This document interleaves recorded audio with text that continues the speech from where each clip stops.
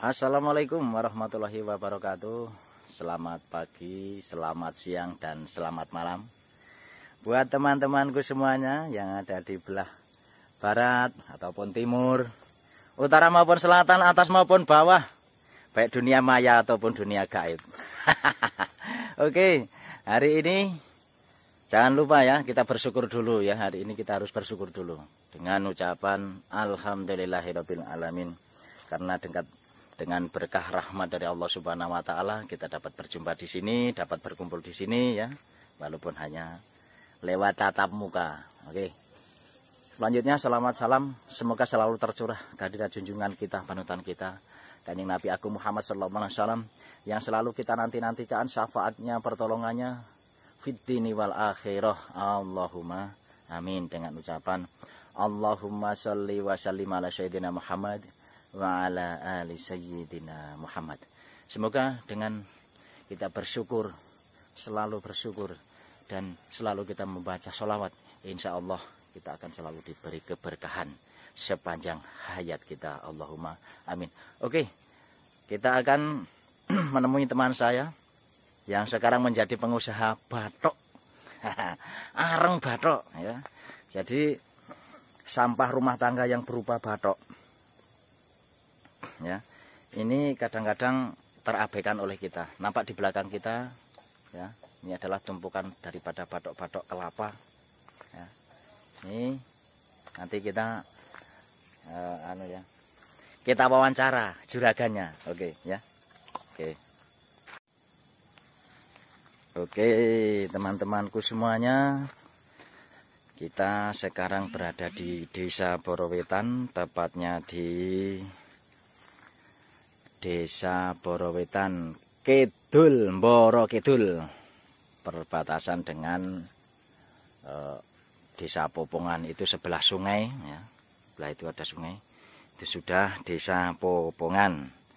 Nah, saat ini saya berada di kerajinan atau perusahaan, atau boleh dibilang tempat usaha ya, keluarga, yaitu Supracoyo CS. Apa yang dia kerjakan? Dia adalah mengerjakan macam ini, batok-batok kelapa yang semula menjadi sampah di keluarga ya. Misalkan kita di pasar atau dimanapun kan kadang-kadang batok kelapa ini tidak digunakan ya. Tetapi manakala terkumpul banyak seperti ini, bertonton seperti ini, dia akan berguna banyak ya. Dia akan dibikin macam arang ya, arang batok. Nah, ini ditutup pakai terpal karena memang teduhannya belum luas ya. Nah, tampak di kanan kiri kita adalah tanaman jagung, jeruk ya, dan lain-lain. Itu ada pisang segala, ada tanaman bambu juga. Oke teman-teman, mari kita ikuti untuk menemui saudara kita Supracoyo, teman SMP saya yang begitu giat berusaha walaupun di kampung, tapi rezekinya rezeki kuto. Dia juga ngingu iwak lah, itu lihat. Oke, selamat pagi Kang Mas Pracoyo. Selamat pagi dan selamat pagi. Ini bersama Mas Erwin Saenek, bikin arang ya Mas Pracoyo ya. Sudah berapa tahun ini Mas bikin macam ini? Berjalan 3 tahun. 3 tahun. Ya 3 tahun. Oke, bentar Pak. Ternyata sudah berjalan 3 tahun teman-teman ya. Untuk batok kelapa itu panjenengan ambil dari mana saja? Atau di pasar-pasar atau beli di mana Kang Mas? Oh, dari Jogja ada. Jadi dari Magelang. Oh, gitu. Dari itu apa? Kali Jambi. Oh, dari pengrajin minyak dari pengrajin minyak. Oke. Minyak.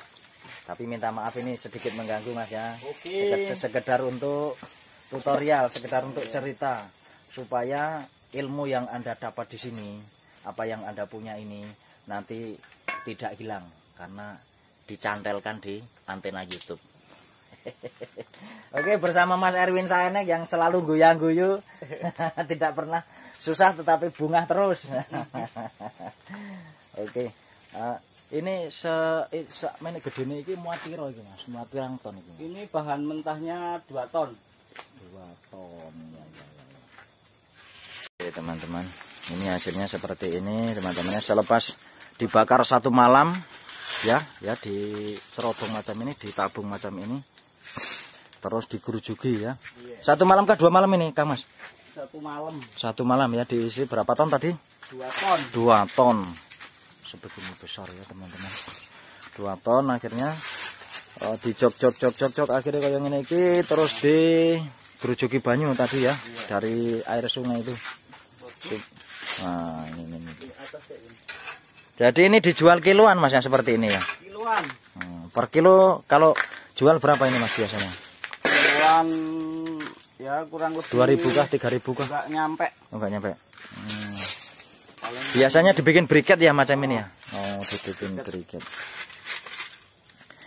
Inilah teman-teman ilmu yang didapat dari sekolah, dari manapun tempatnya ilmu. Karena bahan-bahan seperti ini teman-teman ya, batok kelapa itu kadang-kadang terabaikan di pasar-pasar ataupun di mana tempat ya. Akhirnya dikumpulkan menjadi banyak dan dibikin seperti ini. Ini adalah arang batok kelapa. Jangan salah teman-teman ya, ini juga ada limbahnya. Nah, macam ini limbah. Ini limbah ini juga baik sekali untuk media tanam ya teman-teman. Saya sempat mengambil sekitar 50 ke 60 itu kemarin, 60 karung ya dari sini. Karena untuk tambahan daripada media tanam jahe, vanili dan lain-lain ya. Ini termasuknya bukan arang ya, ini bukan sepet ya ini. Jadi serbuk daripada arang itu. Nah, ini bagus sekali. Coba kita lihat ini. Ini limbahnya ya. Limbah daripada bakaran-bakaran itu. Kita lihat. Nih cerobongnya di sana. Ini tempat tunjuk penyaringannya seperti ini. Jadi lepas keluar dari tabung sana, dia akan dibawa keluar dari pintu itu. Akhirnya nanti disaring di sini dan limbahnya turun di sini dan dibuang ke sana. Tapi tidak dibuang ya, ini sekedar dikumpulkan. Manakala ada teman-teman kita para petani yang menginginkan ini sebagai media tanam untuk jahe, ya, untuk tambahan campuran dengan kohe yang sudah terfermentasi, ini sangat baik sekali ya buat media tanam. Ini tidak panas ya teman-teman, ini menyerap air. Jadi manakala kemarau panjang, ini bisa bertahan tanaman kita itu. Oke, kita lihat sekelilingnya, itu adalah pohon cabai utawa lombok. Ini medianya khusus dengan ini. Ini umurnya sudah lama ya Mas Pracoyo ya, lombok ini? 2 tahun kah? Setahun ya? Setahun lebih ini. Ini medianya cuma pakai ini doang teman-teman ya. Daripada sepet ini. Terus kita lihat tanaman di sebelah. Ini sebagian juga pakai adanya dengan serbuk daripada itu batok kelapa. Serbuk batok kelapa itu bisa ditaruh untuk pemupukan seperti ini ya. Itu lihat. Nah ini ya kan? Jadi kita tidak 100% menggunakan pupuk-pupuk kimia dengan adanya seperti ini ya. Ini menunjukkan bahwa limbah dari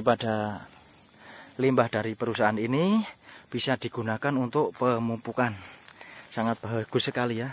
Tampak di ini tinggi banget ya. Ini pohon jagung sekian panjangnya tuh. Ini pohon jeruknya sudah mulai enggak terawat ya. Sudah mulai diganti dengan tanaman yang ini, pohon jagung. Oke teman-teman, hasil pemupukan ini ya daripada limbah dari arang tadi, arang batok kelapa. Daunnya macam ini besar-besar, batangnya jagung ini besar-besar, lebih besar dari jari saya, sebesar jempol kaki ya. Kita lihat teman-teman, sepanjang ini ya. Karena ini batas wilayah, ini punya kakaknya, ini punya adiknya. Ini yang punya adiknya di pupuk pakai itu, dan kohe ya, kotoran hewan dicampur dengan itu gohenya. Itu kan digunduk-gunduk, manakala mau ditanami itu ditaruh dulu, terus digunduk-gunduk macam itu ya, baru ditabur jagung, benih jagung per lubang 2 jarak tanam sekitar 35 ya. Nah, 1 lubang 2 itu.